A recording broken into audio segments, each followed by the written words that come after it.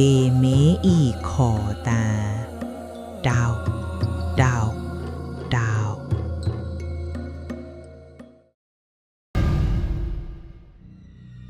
သူမသည်အင်းရှိသို့ချင်းကပ်ဝါသည်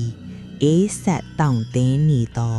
လက်ချောင်းများဖြင့်တစ်သားတကားကိုခောက်လိုက်သည်တောက်တောက်တောက်အတန်မှာကျဲလောင်ခြင်းမရှိတော့လေ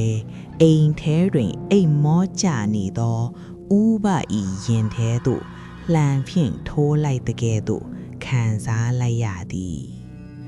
ဥပသည်လန့်နိုးလာသည်နဖူးမှချွေးစေးများကျလာသည်